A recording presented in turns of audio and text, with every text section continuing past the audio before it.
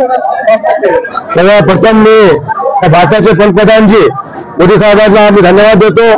महाराष्ट्राचे मुख्यमंत्री देवेगौडा धन्यवाद देतो। महाराष्ट्र राज्याचे भाजप अध्यक्ष चंद्रकांतजी बावनकुळे यांना धन्यवाद देतो।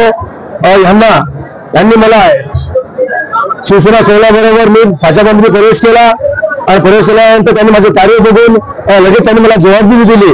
महाराष्ट्र प्रदेशवर सहसंयोजक म्हणून मला प्रदेश सहसंयोजक म्हणून जबाबदारी दिली। त्यामुळे सगळ्या पक्षाच्या नेत्यांना मी धन्यवाद देतो आणि माझे कार्य 40 माझे कार्य असंच मी सातत्याने चालू ठेवील आणि पक्षाचं आणि माझ्या समाजाचं मी काही जास्तीत जास्त कार्य करता येईल त्याच्यावर मी ध्यान देईन।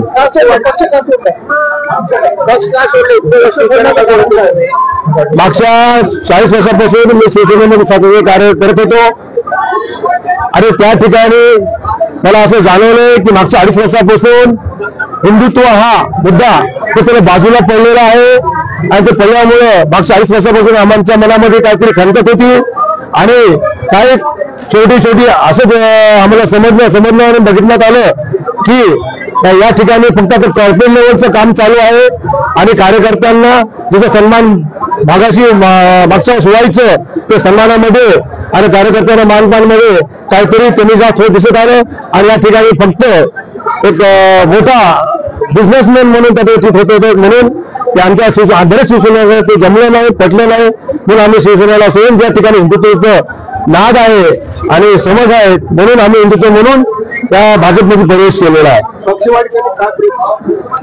पक्षवाढीसाठी आम्ही अहोरात्र काम करूया आणि जे आम्ही हिंदुत्व म्हणून पुढे काम केलेलं आहे तोच आम्ही पुढे काम करून पक्ष वाढ करूया।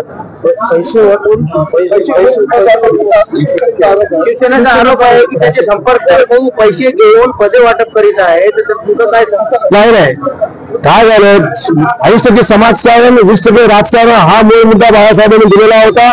त्या मूळ मुद्दा कुठे बघायला लागलेले असल्यामुळे त्या तिथं आज 80% समाजकारण राजकारण होत नाही वेगळंच काहीतरी होत आहे आणि म्हणून या आता भाजपामध्ये 80% समाजकारण राजकारण होत आहे म्हणून या ठिकाणी आम्ही प्रवेश केलेला। बाळासाहेबांचे